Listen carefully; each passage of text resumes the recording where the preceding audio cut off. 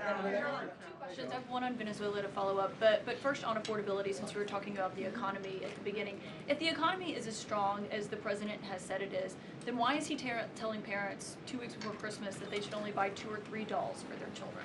Look, what the president is saying is that if we want products made right here in America, if we want them to be made from American small businesses, which is a large part of the reason the president has effectively implemented tariffs, then we're going to have better quality products right here in the United States. Maybe you'll pay $1 or $2 more, but you will get better quality and you'll be supporting your fellow Americans by buying American, and that's what the president was saying.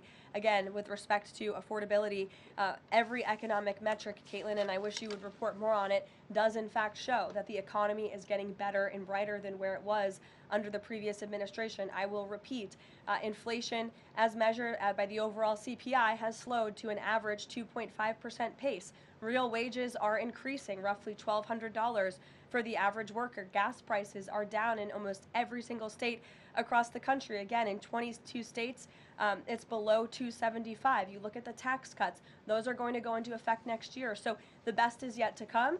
The president is digging our country out of the economic hole that the previous administration put us in, and that's what he's talking about. It was a year ago, as you know, and grocery prices have been up. So we've covered the economy, but there's mixed signals in terms of what that looks like. But on inflation is down from where it was. As measured by the overall CPI, it has slowed to an average 2.5% pace. This is down from what the president inherited. The president inherited 2.9% in January. Today it's at about 2.5%. So we're trending in the right direction with more to come. And I would remind you, when President Trump left office in his first term, inflation was 1.7%.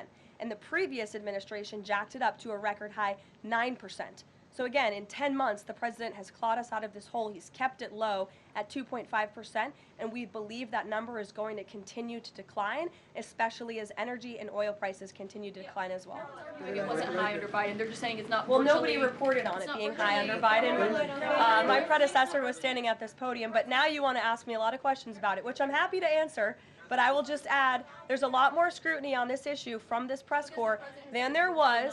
Well, and the previous administration said that too. My predecessor stood up at this podium and she said inflation doesn't exist. She said the border was secure, and people like you just took her at her word, and those were two utter lies. Everything I'm telling you is the truth, backed by real factual data, and you just don't want to report on it because you want to push untrue narratives about the president.